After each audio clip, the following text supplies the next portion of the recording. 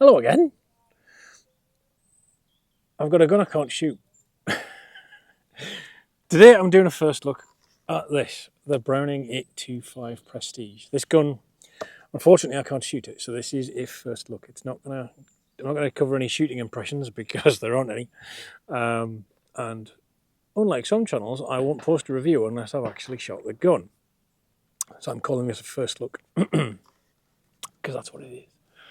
The 825 Prestige is fairly new out, and this is effectively the game variant of the 825.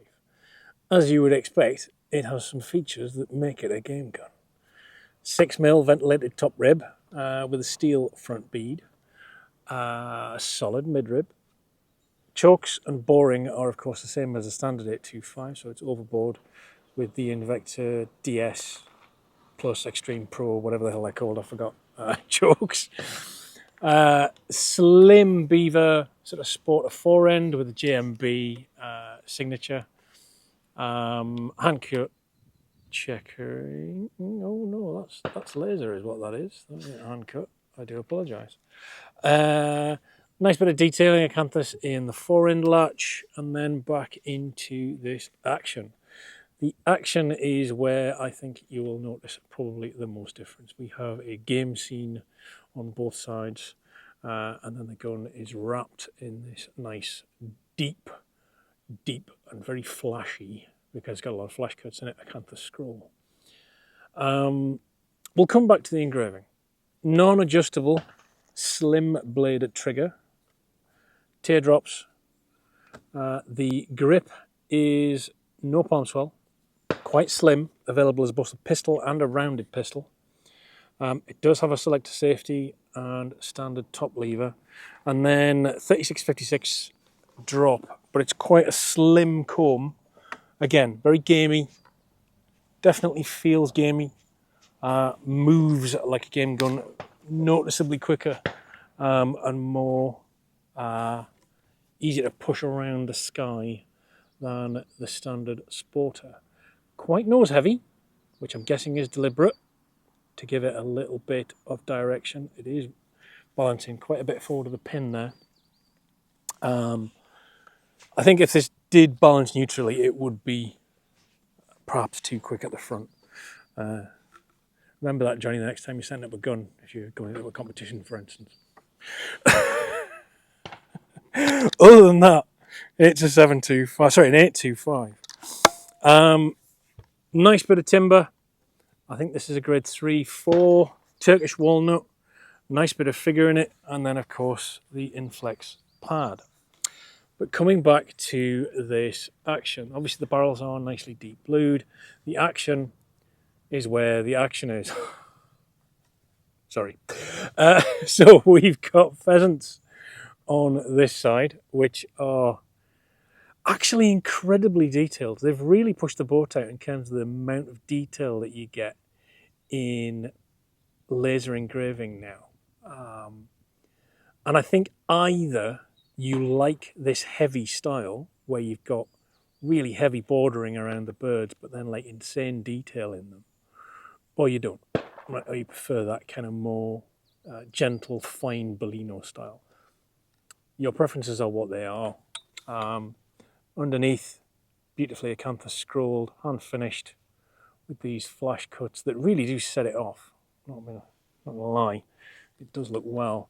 And then we've got Cartridge on the other side. Again, done in the same style. Quite deep, kind of heavy, that style of laser engraving. But then the more you look, the more teeny tiny details you see in it. And you can really spend some time looking at this and seeing, you know, individual blades of grass, etc. behind them. And the insane level of detail they've managed to get into the feathers and stuff. It's a queer thing to see it rendered so crisply, but then with this level of detail, I'm not sure. I don't know if I love this style. I love it for the acanthus, but for the game scene, I'm just not sure.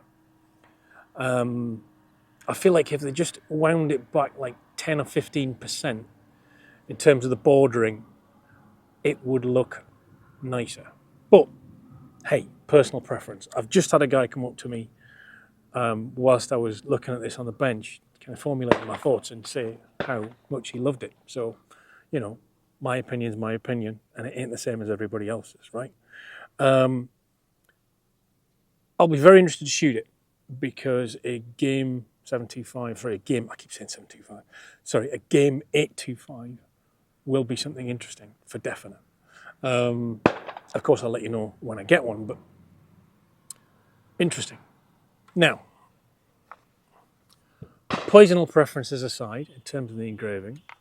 Oh, and we get a silver panel here if you want to get your initials on. If you want to devalue the gun for come resale time. It feels slimmer. It feels sportier. It feels more gamey. It is definitely flatter in the comb, almost too flat for me. But that suits that kind of really dynamic shooting style that you get with game guns. Is it an autosave? Nope, it's not. I don't know if it'll come with an autosave module, but that will remain to be seen. So, RRP, not going to lie, I'm going to look at my phone, 5799. There you go. So, on the salty end for a Browning, but either love it or you don't, right? And if you've tried this 825 and you were like, oh, I wish there was a game gun, well, now there is. So, watch this space for a future review, if I can lay hands on one. Shall be very interested to see what it's like to actually shoot. Yeah. So, it is what it is. It's a first look. Can't shoot it. I'm telling you what it looks like and how it feels in the hand. Other than that, you're going to have to wait. What do you reckon? Comment below, let me know what you think. As usual, chaps, consider joining the channel if you fancy. It would certainly help me out, helps fund the channel. If not, like, subscribe. Don't forget, subscribing really helps as well. If you want some money off a set of air defenders, yes, my name. That's the code. An alternative view, if you want to buy some merch, again, every little helps. You know where to go. Chaps, nice to see you again. Nice to be back on a semi-regular schedule. Hopefully, something else in the near future. See you next time.